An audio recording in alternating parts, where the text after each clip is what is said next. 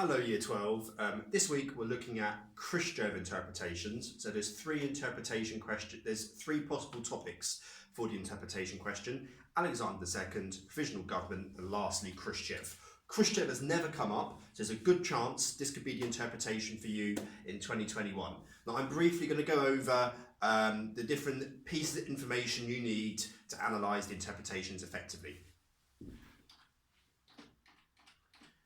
So the first thing, his reforms, because Khrushchev's a big reforming leader. He tries to make the USSR better. Were his reforms successful? Right, the two big reforms Khrushchev goes for are DeStalinizing the USSR and improving living standards in the USSR. They're the two things he wanted to do. So we're going to look at were they successful. Okay, in terms of de-Stalinization, you've got yes, they were successful. He ends the cult of personality. Stalingrad is renamed Volgograd in 1961. Also, Stalin's body, which was on display in the mausoleum with Lenin's, is put in quicklime. It dissolves his body. It had been embalmed, so he doesn't rot away. You can see it in the mausoleum, but he puts it in quicklime. He releases loads of political prisoners, only 11,000 political prisoners by 1960. Stalin, there were 40 million people in the gulags under Stalin's time. The KGB, the secret police, the Politburo ran it as opposed to one person running it, because under Stalin, that one person was basically controlled by Stalin. Under Khrushchev, it was a team of people running it. There's more books published, 65,000 books were published a year, 60 million people read newspapers, and also there were 59,000 cinemas by 1959. So yes, this is evidence his reforms in terms of de-Stalinizing USSR were successful. However, no, terror was still used. 11,000 political prisoners, that's still quite a lot. There's no political prisoners in the UK today. The KGB executed 23 people after food riots in Novichokazk in 1962. There was no real change to the structure of government. Russia was still autocratic.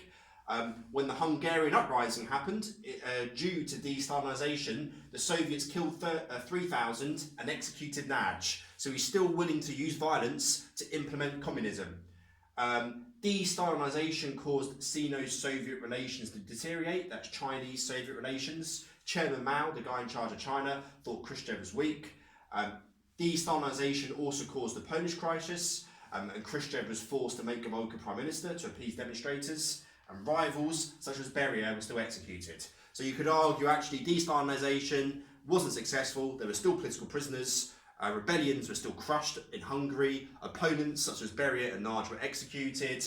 And actually it wasn't that successful because it made Chinese-Soviet relations worse.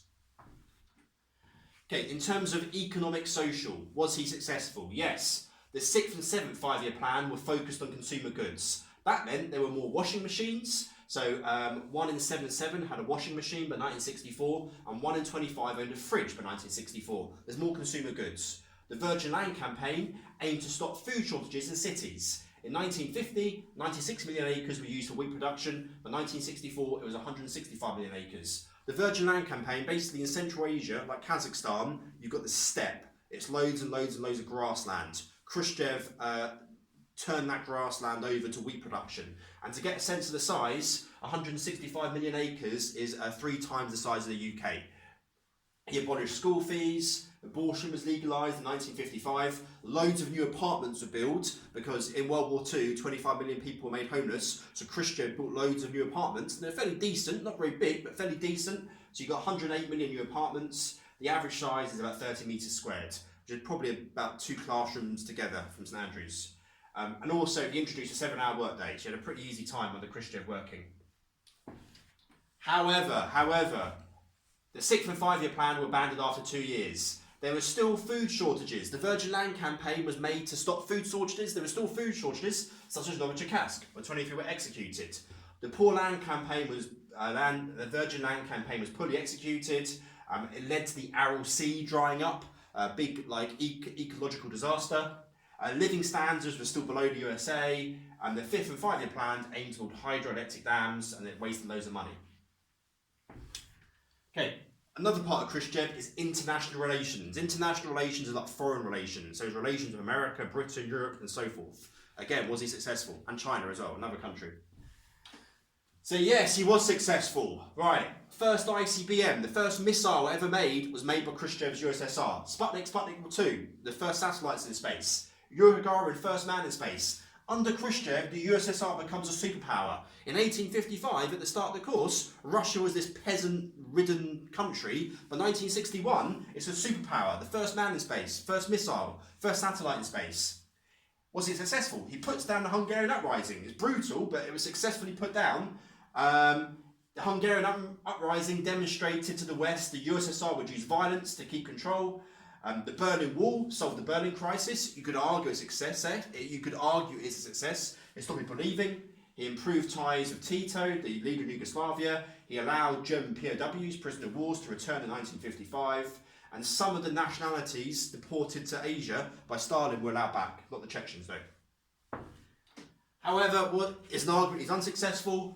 So DeStalinization led to the Polish crisis and the Hungarian crisis.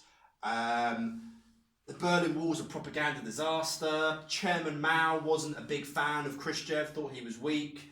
The USSR refused to help China invade Taiwan. Basically, got these things here where you could argue he wasn't that successful. Okay, now I appreciate this isn't easy, but we're going to go over it again when we're back in school.